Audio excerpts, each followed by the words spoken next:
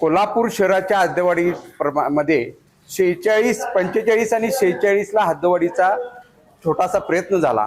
तिथनं त्याच्यानंतर कोल्हापूर महानगरपालिका झाली, परंतु 1 इंचही महानगरपालिकेची हद्द वाढली नाही।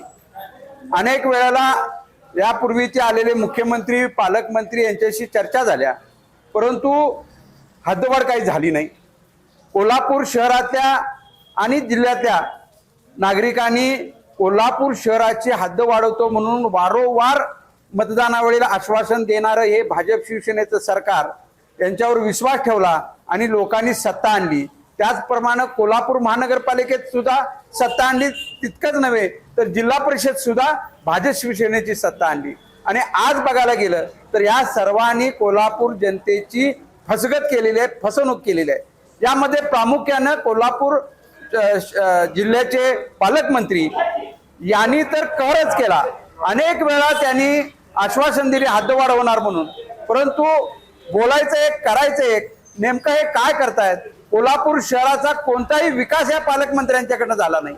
शहराचे आमदार राजेश क्षीरसागर हे कोल्हापूर शहराची हद्दवाढ करण्याबाबत सातत्याने प्रयत्न करत असतात, ते आमच्या सोबत असतात, परंतु बाकीचे आमदार खासदार नेमकं करतायत काय?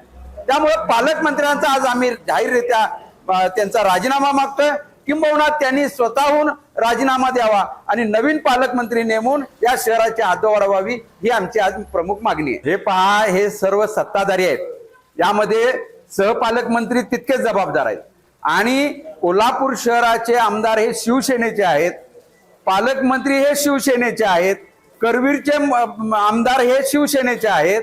मग यांच्यातल्या एकमेकाच्या कुरघोडी, कुणाला दाबायचा, कुणाला वर आणायचा, यासाठी कोल्हापूरची का भरड करता?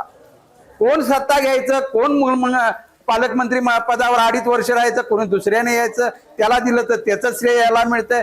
ह्याला आम्हाला काही देणं घेणं नाही। आम्हाला हद्दवाढ ही एकमेव आमची मागणी आहे।